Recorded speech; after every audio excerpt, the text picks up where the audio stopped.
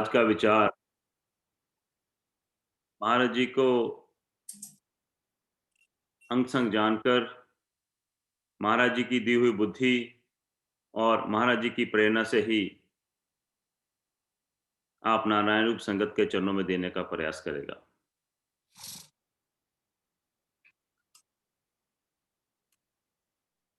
आज के विचार का विषय है स्वभाव। और इस स्वभाव के ऊपर महाराज जी का ही एक सतुपदेश अमृत अमृत पुस्तक जीवन गाथा में से जो महाराज ने सन 1943 में संगत को ये सतुपदेश दिया। महाराज कह रहे हैं, वास्तव में यह संसार जो है उसका विचार करना कि यह क्या है, कहां से इसका प्रारंभ होता है और कहां नाश हो जाता है। जैसे बादल प्रकट होकर आकाश पर छा जाते हैं और उस समय पर नाश भी हो जाते हैं, इसी तरह यह संसार चक्र है।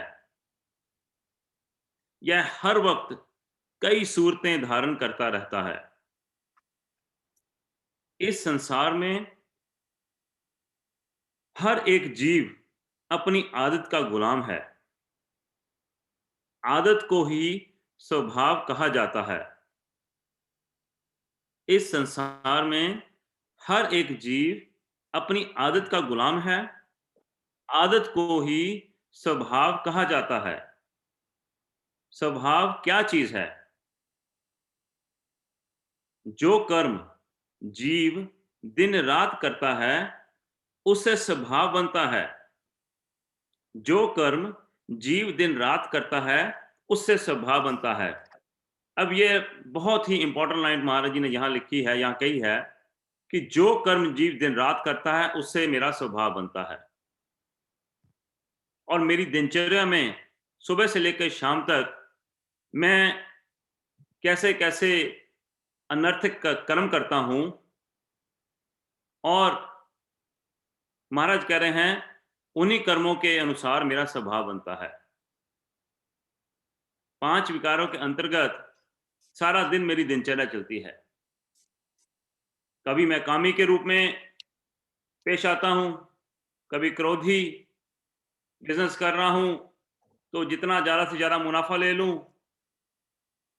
घर आता हूं तो परिवार से इतना मोह होता है कि हर समय यह डर लगा रहता है कि इनको कहीं कुछ ना हो जाए।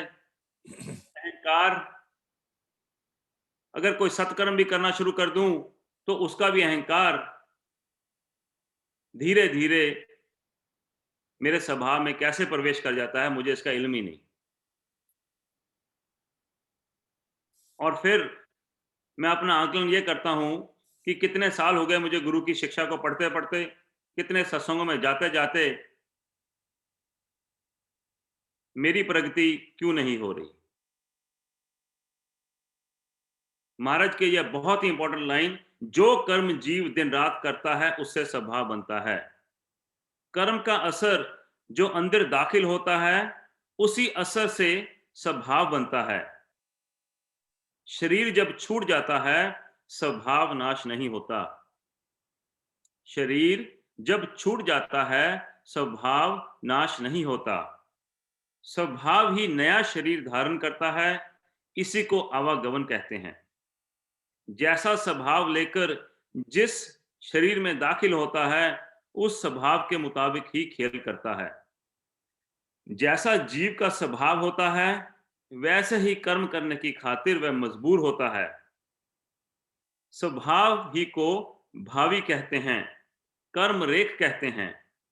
अब देखिए महाराज जी ने कितना बड़ा सीक्रेट ये मुझे बतला दिया। अगर मेरा ये इतना अच्छा सौभाग्य नहीं होता तो मैं किसी ढोंगी बाबाओं के चंगुल में पड़ जाता, तो पता नहीं मुझे इसका क्या क्या हर्जाना देना पड़ता, कितनी एड़ियां रगड़नी पड़ती, कितने चढ़ावे चढ़ाने पड़ते, क्या क्या जमीन जायदाद पाखंडियों के नाम करनी पड़ती, शायद मुझे तो भी ये सीक्रेट नहीं मिलता, अपना ये जीवन सँवारने के लिए और अगला जीवन सँवारने के लिए। क्योंकि ये शिक्षा मुझे सहज ही मिल गई। कुछ मेरे पुराने जन्मों के अच्छे कर्म होंगे कि ये शिक्षा गुरुदेव ने मेरी झोली में डाल दी। लेकिन फिर भी जब भी मैं अपनी दिनचर्या में विचरता हूँ, क्या मुझे ये होश रहता है कि ये स्वभाव, ये जो कर्म कर रहा हूँ, यही मेरे स्वभाव बना रहे हैं और यही स्वभाव निरंतर मेरे साथ जन्म दर जन्म मेरे साथ चलता है। कोई गलती करे तो मैं दोष उसका निकालता हूँ कि मुझे इसके कारण क्रोध आया। लेकिन ये क्रोध मेरे स्वभाव में कैसे आया, ये मुझे नहीं पता। मुझे हमेशा दूसरों में रावण नज़र आता है, लेकिन मैं खुद कितना बड़ा रावण हूँ, ये मैंने कभी उसका आकलन कभी आज तक नहीं किया। छोटा-सा कोई सत्कर्म हो जाए, उसका अहंकार, उसका प्लेज़र मेरे दिमाग में इतना ज़्यादा हो जाता है कि मुझे पता ही नहीं वो मेरे स्वभाव में कैसे प्रवेश कर गया। महाराज कह रहे हैं, कर्म का असर जो अंदर दाखिल होता है, उसी असर से स्वभाव बनता है। कर्म का असर जो अंदर दाखिल होता है, कर्म करने के बाद उसका जो फल अगर मेरे मेरी प्लानिंग के मुताबिक, मेरी सोच के मुताबिक अगर आ गया, राग द्वेष सही हो गया, तो खुश हो जाऊँगा, नहीं हुआ तो दुखी हो जाऊँगा। और महाराज कह रहे हैं, उसी का असर मेरे अंदर दाखिल हो जाता है और शरीर जब छूट जाता है, स्वभाव नाश नहीं होता और यही पैकेज लेकर मैं अगले अगले जन्म में अगर क्रोधी हूँ, तो अगले जन्म में महाक्रोधी होऊँगा। अगर अहंकारी हूँ, तो अगले जन्म में महाअहंकारी होऊँगा। यह जन्म तो पूरी आग में मैंने झोंक ही दिया, अगले जन्मों का भी सत्यानाश हो गया। महाराज आगे कह रहे हैं, स्वभाव ही नया शरीर धारण करता है, इसी को आवागमन कहते हैं। जैसा स्वभाव लेकर जिस वजूद यानी शरीर में दाखिल होता है, उस स्वभाव के मुताबिक ही खेल करता है। दास ने एक ऑनलाइन सत्संग सुना, उसमें जो स्पीकर थी वो कह रही थी, वो एक किसी बहुत ही उच्च ज्योतिष का वो इंटरव्यू ले रहे थे। तो वो पूछ रहे थे कि आप जिसकी भी प्रेडिक्शन करते हैं, जिसकी भी आप कुंडली देखते हैं, उसको उसका आपका जो आपकी जो भविष्यवाणी होती है, वो 99.9% कैसे इतनी सटीक होती है, कैसे इतनी ठीक होती है। तो वो कहते हैं कि मेरी जो भविष्यवाणी है, वो जो स्टार्स उनके बोल रहे हैं, उनके मुताबिक है। स्टार्स का जो गणित है, जो उनकी साइंस है, वो उनके बड़े अच्छे ज्ञाता थे। तो उन स्टार्स के मुताबिक मैं बता सकता हूँ कि कोई इंसान कितना क्रोधी होगा, कितना लोभी होगा, कैसा उसका जीवन होगा। लेकिन अगर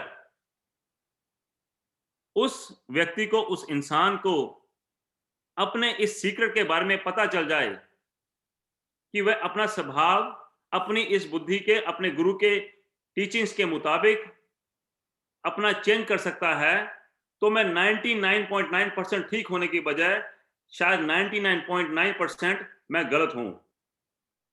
लेकिन हर एक इंसान को शॉर्टकट चाहिए। उनको चाहिए कि कोई मुझे नक दे दे, कोई मुझे पूजा मेरी कर दे 21,000, 11,000, 1,11,000 की। कोई इतना परिश्रम करना नहीं चाहता, कोई सत्पुरुषार्थ करना नहीं चाहता, इसलिए मेरी भविष्यवाणी 99.9% ठीक होती है। लेकिन अगर मैं क्रोधी, मेरा क्रोध इस जन्म में है और मुझे उसका सीक्रेट पता चल जाए कि ये मेरे स्वभाव में क्यों प्रवेश हुआ हुआ है और इसको मैंने कैसे ठीक करना है, तो मैं अपने स्वभाव को बदल सकता हूं। मैं अपनी मुझे इस ये मानुष का चोला और ये बुद्धि सिर्फ और सिर्फ इसी के लिए दी गई है। लेकिन मैं इसका यूज इसका टोटली विपरीत करता हूं। अपने अहंकार में, अपने कर्तापन में, मेरा शरीर मेरे प्रारब्ध के अधीन है, इसका मुझे ज्ञान ही नहीं।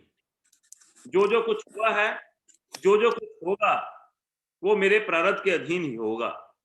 लेकिन मैं अपनी चतुराई, मैं समझता हूं कि मेरी बुद्धि की चतुराई है, मुझ में इंटेलिजेंस है, मुझ में कर्तापन है कि मेरे परिश्रम से ये कुछ हुआ।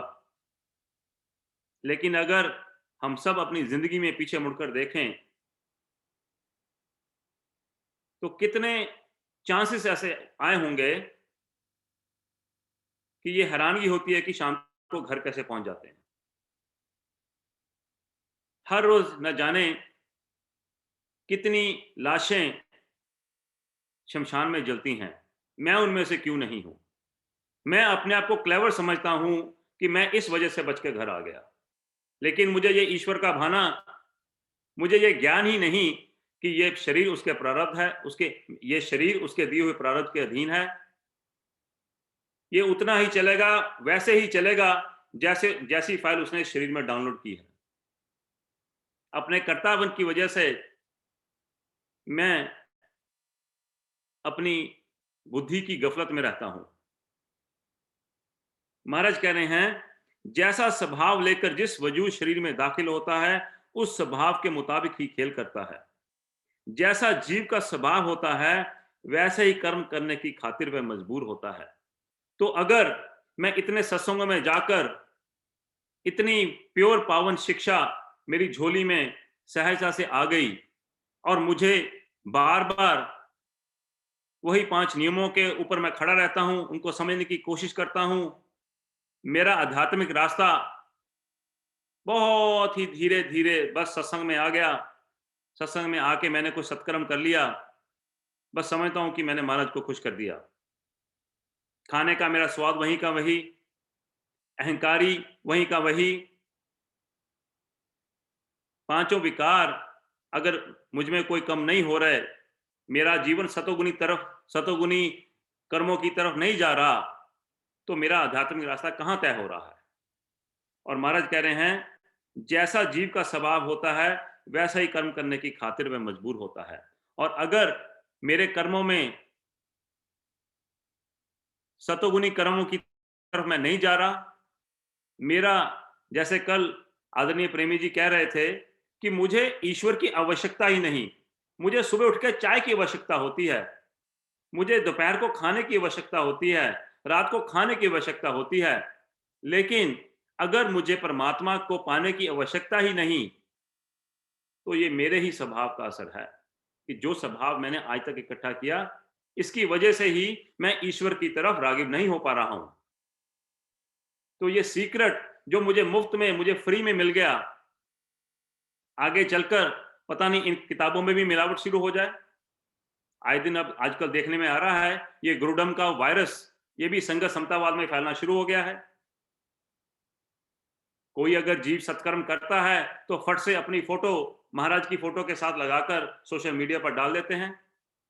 पता नहीं आगे जाके क्या क्या और क्या क्या अनर्थ होने वाले हैं। ये फ्री की शिक्षा, ये इतनी प्योर पावन शिक्षा गुरुदेव ने मेरी झोली में डाल दी, मुझे इसकी कदर ही नहीं। और फिर महाराज कह रहे हैं, जैसा जीव का स्वभाव होता है, वैसा ही वह कर्म करने की खातिर वह मजबूर होता है। तो अगर मेरा जीवन, मेरी लाइकिंग्स, मेरी डिसलाइकिंग्स, मेरी लाइकिंग ईश्वर की तरफ और संसार से मेरी अगर डिसलाइकिंग्स नहीं हो रही, तो वो मेरे स्वभाव के ही कारण है। जैसा मैंने इस बच्चे को पाला है, ये बच्चा वैसा बड़ा होकर ही मुझे उस डायरेक्शन में लेके जा रहा है। आगे महाराज कह रहे हैं, कर्म रेख स्वभाव को ही भावी कहते हैं, कर्म रेख कहते हैं। भावी टल नहीं सकती, यानी कर्म रेख मिट नहीं सकती। कर्म की वासना से जीव शरीर में आता है और कर्मों की सजा जजा को भोगता है। एक लम्हे भी रंज व गम से छूट नहीं सकता। एक इंसान के 4 लड़के हैं, लेकिन आप देखेंगे हर एक का स्वभाव अलग-अलग है।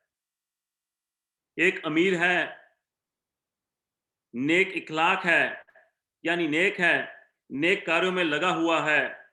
दूसरा कसाई है, डाके मारता है, लोगों को दुख देता है। तीसरा सेवा करने वाला है, दूसरों की भलाई की खातिर खुद तकलीफ उठाता है।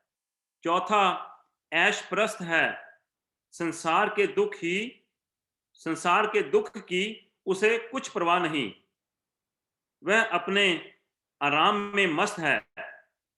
सब अपने अपने स्वभाव के मुताबिक कर्म करते हैं।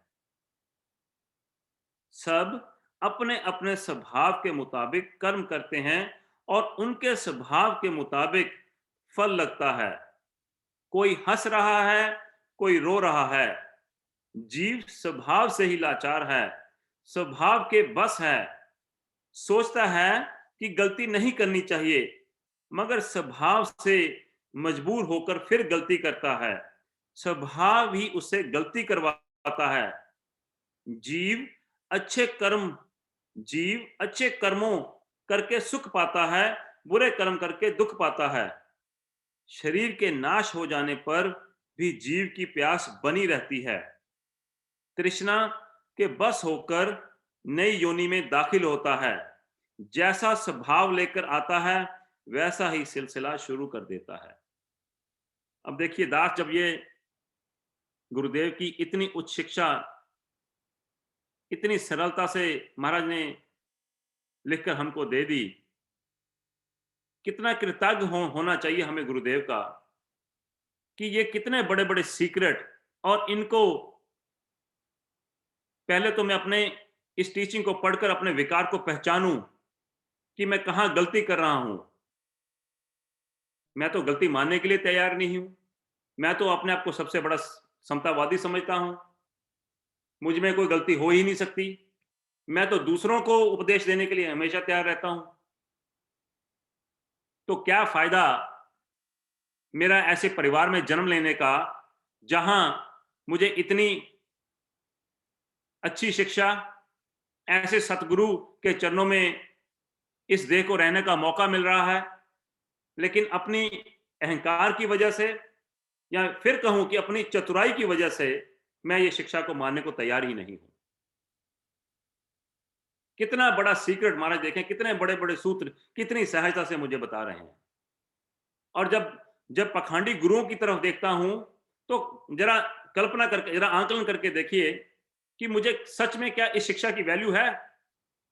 अगर वैल्यू होती तो मेरा जीवन कब से यू टर्न कर गया होता। मेरे आचरण में, मेरी रहनी-सहनी में सादगी का अगर मैंने 2-4 कुछ करना शुरू कर दिया, तो उसका अहंकार ही मेरे मेरे मन से नहीं निकलता। तो जो मेरी दिनचर्या है, वैसा ही मेरा स्वभाव बन के मेरे साथ चलता है, वैसे ही मैं कर्म करने को मजबूर होता हूं, और फिर मैं दोष किसी न किसी बहाने से किसी न किसी का दोष निकाल देता हूं। महाराज यहां पर कह रहे हैं, सब अपने अपने स्वभाव के मुताबिक कर्म करते हैं। तो मैं अपने कर्मों का दोष, जरा कल्पना कीजिए, मैं किस किस को अपने कर्मों का दोष देता हूं। आज मैं उसकी वजह से लेट हो गया, आज मैं ट्रैफिक की वजह से लेट हो गया, आलस मुझ में है, उठता मैं जल्दी नहीं हूं, और शाम को घर में इसलिए लेट आया, सुबह लेट गया, शाम को घर लेट आया, इसलिए आज मेरा सिमरन नहीं हो सकता। इल्जाम मैंने ट्रैफिक का दे दिया। किसी पर गुस्सा आया, तो उसने ऐसा मुझे बोला, इसलिए मुझे उस पर गुस्सा आया। आप जरा आंकलन करके देखें अपना। सारा दिन दोषारोपण में मैं ये अपनी दिनचर्या निकालता हूं। महाराज कह रहे हैं, सब अपने अपने स्वभाव के मुताबिक कर्म करते हैं और उनके स्वभाव के मुताबिक फल लगता है। कोई हंस रहा है, कोई रो रहा है। जीव स्वभाव से ही लाचार है, स्वभाव के बस में है। तो अगर मुझे गुरु की इस शिक्षा से मुझे यह सुनने को मिल रहा है, या मैं इसको समझने की कोशिश कर रहा हूं कि मेरी सुई कहां अटकी हुई है, किस स्वभाव के अंतर्गत मैंने अपने 47 साल निकाल दिए और किस स्वभाव के अंतर्गत मुझे बाकी का जीवन निकालना है, कहाँ मैं हर समय गलती करता हूँ और कैसे मुझे इसे ठीक करना है। हर एक चीज़ शुरू से लेकर अंत तक महाराज ने मुझे बिल्कुल फ्री में, बिल्कुल आसानी से, अलग-अलग तरीकों से मुझे हर हर किसी सतुपदेश में, ग्रंथ श्री समता विलास में, हर जगह कहीं न कहीं मुझे बहुत ही सरलता से सिखाने की कोशिश की। तो अगर मेरा आध्यात्मिक जीवन आगे नहीं बढ़ रहा, तो ये सिर्फ़ और सिर्फ़ मेरी ही गलतियों के कारण, या महाराज ने लफ्ज़ यूँ किया, मेरी ही खरमस्तियों के कारण। मैं इतना मदहोश हूँ संसार में, कहीं घूमने जाता हूँ, कहीं खाने जाता हूँ, उसका उसका रस, उस इंद्रियों का रस मेरे मन के ऊपर इतना हावी होता है कि ये शिक्षा जो मैं पढ़ता हूँ, ये कहाँ हवा में निकल जाती है, मुझे मुझे उसका ज्ञात ही नहीं। तो वो भी तो मेरे स्वभाव के कारण ही है ना, कि जैसा स्वभाव मैंने इकट्ठा किया है, वैसा ही मैं इंद्रियों का रस लेता हूँ, और वो रस इतना आगे, जिस जिस इंद्रियों के रस को मैं आज तक पालता आया हूँ, उनको मैं फिर से करता हूँ, उनको फिर भोगता हूँ। उस रस को, उस स्वभाव को मैं और स्ट्रॉन्ग करता हूँ। जिस स्वभाव को मुझे स्ट्रॉन्ग करना चाहिए, उससे मैं और कोसों दूर होता जाता हूँ ऐसे धीरे-धीरे। और फिर जब सत्संग में आता हूँ, फिर सोचता हूँ, इतने साल हो गए मुझे ये सत्संग सुनते-सुनते, वही 5 नियम, वही 5 विकार, बच्चों का सत्संग होता है, बड़ा ही सुनने लायक बच्चों का, बाल प्रेमियों का सत्संग होता है। और मुझे इतनी शर्म आती है कि मेरे बच्चे भी वही शिक्षा, वही 5 महाराज जी के नियम और वही 5 विकारों को सीखने की कोशिश कर रहे हैं, जिनको मैं सीखने की कोशिश कर रहा हूँ। तो क्या मेरी तरक्की खाक हुई? कहीं से ही कोई प्रेरणा ले लूँ? महाराज कह रहे हैं, सब अपने-अपने स्वभाव के मुताबिक कर्म करते हैं और उनके स्वभाव के मुताबिक फल लगता है। कोई हँस रहा है, कोई रो रहा है, जीव स्वभाव से ही लाचार है। तो अगर मुझे ये पता है कि ये मेरा स्वभाव, यही, इसी की कैद में मैं हूँ, इसी की जेल में मैं हूँ, तो मुझे उसे छूटने के बारे में भी गुरुदेव ने उसका सूत्र बताया हुआ है। तो अगर किसी कैदी को कहा जाए कि उसको जेल में रहना है या उसको अपनी फ्रीडम चाहिए, एकदम से बोलेगा मुझे फ्रीडम चाहिए। लेकिन मैं कैसे अपने इस रजोगुनी और इस तमोगुनी स्वभाव की कैद में हूँ, इससे मैं निकलना ही नहीं चाहता। महाराज कह रहे हैं, जीव स्वभाव से ही लाचार है, स्वभाव के बस में है। सोचता है कि गलती नहीं करनी चाहिए, मगर स्वभाव से मजबूर होकर फिर गलती करता है। स्वभाव ही उसे गलती करवाता है। जीव अच्छे कर्मों करके सुख पाता है और बुरे कर्म करके दुख पाता है। शरीर के नाश हो जाने पर भी जीव की प्यास बनी रहती है। यही तृष्णा, यही इच्छाएं, यही पैकेज लेकर मैं अगले जन्म में जाता हूं, और यही सारा पैकेज, ऐसा का ऐसा ही मेरा मन, मेरी इंद्रियां, मेरी बुद्धि में प्रवेश कर जाती हैं, और फिर ऐसे ही 5 विकारों के गोते में निरंतर खाता रहता हूँ। तृष्णा के बस होकर नई योनि में दाखिल होता है, जैसा स्वभाव लेकर आता है, वैसा ही सिलसिला शुरू कर देता है। अब बताइए, अगर ये ज्ञान दास को, बहुत आश्चर्य होता है बार-बार कि कितनी सहजता से ही, देखिए गुरुदेव ने इसका इसका हल कितनी सहजता से बता दिया। आज के मटेरियलिस्टिक वर्ल्ड में, जहां हर एक चीज का प्राइस है, जहां किसी को कोई चीज मुफ्त में नहीं दी जाती, ना कोई शिक्षा हो, ना कोई सलाह, बड़े-बड़े एडवाइजर बन गए हैं। एडवाइजर सलाह देने के लिए होते हैं, कि किसी को कोई अच्छी प्लानिंग करनी हो, कोई प्रॉफिट लेना हो, तो वो उस एडवाइस का पैसा लेते हैं। लेकिन ये शिक्षा मुझे फ्री में मिल गई। मुझे इसका बिल्कुल भी, मैं दास अपना और अपना सिर्फ आकलन कर रहा है कि इसका मुझे बिल्कुल भी, मुझे इसकी वैल्यू नहीं। अगर वैल्यू होती तो 100% मेरे कर्मों में, मेरे जीवन में 100% कुछ ना कुछ चेंज आई होती। महाराज कह रहे हैं, जैसा स्वभाव लेकर जीव आता है, वैसा ही सिलसिला शुरू कर देता है। संसार के सब पदार्थ स्वभाव के वश में हैं। धरती, आकाश, पवन, पानी, अग्नि सब सब स्वभाव के वश हैं।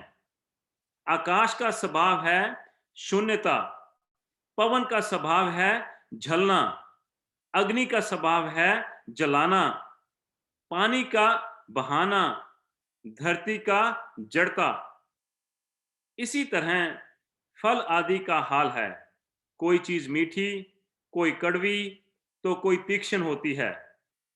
इसी प्रकार जानवरों का भी हाल है। किसी का स्वभाव शीतल होता है, किसी का कमजात यानी कमीना, किसी का सुशील होता है। यदि चारा ना डाला जावे तो दूध दे देते हैं, लेकिन कोई इतने कमजात होते हैं कि चारे का जरा सा भी फर्क लग जावे तो वह लाते मारते हैं और दूध देना दरकिनार यानी नजदीक नहीं आने देते। यह सब स्वभाववश होकर ही ऐसा करते हैं। अब देखिए महाराज ने कितनी बड़ी एग्जांपल यहां पर दी। धरती, आकाश, पवन, पानी, अग्नि सब अपने स्वभाव के वश में है। यहां तक कि जानवर भी अपने स्वभाव के वश में है। जैसे महाराज ने अभी गाय की एग्जांपल दी कि किसी अगर गाय को चारा ना भी मिले तो वो भी दूध दे देती है, और अगर किसी के चारे में जरा सा भी स्वाद का फर्क पड़ जाए तो वो लाते मारकर तंग करती है, वो दूध नहीं देती। हम सबका एक्सपीरियंस होगा, हम सब ने देखा होगा कि अगर हमारे घर में अगर कोई कुत्ता है तो कई कुत्ते वैष्णव होते हैं और कईयों को मीट खाने की इतनी लालसा होती है। तो ये क्यों? अगर कुत्ते को मीट पसंद है तो सब कुत्तों को मीट पसंद होना चाहिए। तो कोई कुत्ता वैष्णव क्यों और किसी कुत्ते को इतना मीट क्यों पसंद है? अब देखिए ये स्वभाव कैसे हर एक जीव के साथ कैसे ट्रेवल करता है। लेकिन मुझ में और उस कुत्ते में फर्क यही है कि परमात्मा ने मुझे ये बुद्धि दी है, इसका आकलन करने के लिए, इस शिक्षा को समझने के लिए। कुत्ता अपने उस स्वभाव को चेंज नहीं कर सकता, लेकिन मुझे बुद्धि सिर्फ और सिर्फ, मुझे ये मानस का चूल्हा सिर्फ और सिर्फ इसी के लिए दिया गया है कि जो मैं गलतियां पिछले जन्मों में करता आया हूं, ये शिक्षा मेरी झोली में डाल दी गई है। इस बुद्धि का मैं इस अपने स्वभाव को बदलने के लिए यूज करूं, ताकि मेरा ये वाला जीवन भी शांति से निकले और मेरा आने वाले जन्मों में भी मुझे शांति मिल सके, और मैं अपने ये जो ईश्वर मार्ग पर चलने की कोशिश कर रहा हूं, इसकी तरफ मैं निरंतर बढ़ता जाऊं। महाराज आगे कह रहे हैं, यह सब स्वभाववश होकर ही ऐसा करते हैं। यही हाल इंसानों का है। एक इंसान दूसरे को दुखी देखकर दुखी होता है और उसकी मदद करने को तैयार हो जाता है। एक जालिम है, दूसरे को दुखी देखकर खुश होता है, हर वक्त दूसरे को दुख देता है। एक आसुरी संपदा है, दूसरी एक आसुरी संपदा है और दूसरी दैवी संपदा है। आसुरी संपदा वाला पुरुष यानी चंडाल स्वभाव वाला हमेशा उल्टे काम करता है, हमेशा दूसरे के नाश करने की कोशिश करता है, वैर वकीली अंदर रखे हुए होता है। चंडाल के ये लक्षण है। अपनी बड़ाई चाहता है। अब देख लीजिए, जिसको अपनी मान बढ़ाई चाहिए, जिसको अपना मान सम्मान करवाना है, जिसको सतोगुणी रास्ते पर चलना है, और उसके पीछे मंशा ये है कि उसमें मेरी मान बढ़ाई हो, मेरा मेरा मान सम्मान हो। वाह जी वाह, ये तो बहुत अच्छा विचार देता है, ये बहुत अच्छा वाणी पढ़ता है। तो अगर उसके पीछे मंशा ये है, तो महाराज के वचन है ये कि चंडाल के ये लक्षण है।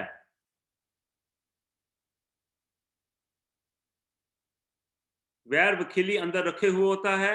चंडाल के ये लक्षण हैं।